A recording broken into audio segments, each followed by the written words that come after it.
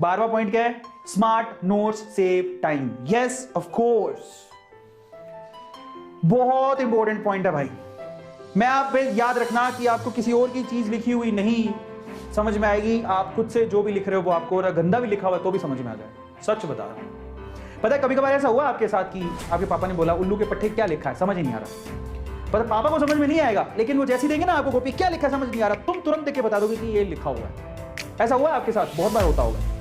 मेरे साथ तो बहुत बार होता है, मेरी राइटिंग बहुत खराब है, तो मैं क्या ना मैं अपने हिसाब से लिखता हूँ। मैं ऐसे लिखता हूँ कि बस वो सिर्फ मुझे ही समझ में आ सकता है। डॉक्टर को भाषा को डॉक्टर ही समझ सकता है, या फिर वो कंपाउंडर समझ सकता है जो उसके साथ 60 घाट बना के बैठा होगा। सो बेसिकली ना आपकी राइटिंग बेसिकली आप जो लिखते हो ना वो आपको समझ में आएगा।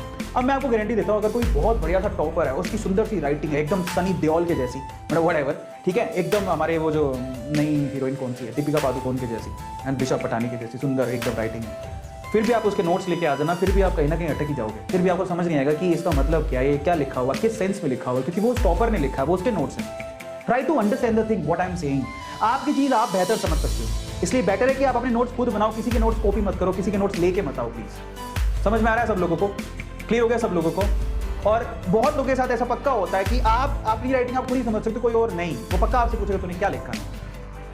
समझ में आता है? इसलिए कहा जाता है कि अपने notes, self notes, formula sheet, flow chart, cheat code खुद बनाने चाहिए अपने हाथ से। आप कैसे भी लिखते हो प्लीज आप किसी और से बोरो मत करो, इसको खुद बनाओ, खुद से फोटोकॉपी मत करवा के लाओ, खुद बनाओ। स्मार्ट नोट्स आपके खुद के बने होने चाहिए और बनाने चाहिए आपको। लास्ट में एक बात बताता हूं, जब आपके एग्जाम होगा तो आपको सबसे ज्यादा आपके स्मार्ट नोट्स और ये जो फ्लो चार्ट है, जो केमिकल रिएक्शन आपने लिख रखी है खुद से हाथ से, आपने सुपर नोट बना रखे होंगे, हर एक ऊपर एक सुपर लगा रखा होगा, एक नोट लगा रखा होगा, ये आप ही को समझ में आएगा कि आपने क्यों किया था। समझ में आता है? सो प्लीज आप लोग याद रखो, एमसीक्यू भी रिवाइज करना चाहिए। मोहम्मद, बहुत अच्छी बात अगर आप रिवाइज करते हो तो। अगर आपने पूरे दिन में जो एमसीक्यू किए उसमें जो बहुत तगड़ा वाला एमसीक्यू आपको मिल गया, तो आपको लगता है कि पिछले सालों में बहुत बार पूछा गया, रिवीजन करने में क्या जाता है बेटा, करना चाहिए। आया समझ में? तो ये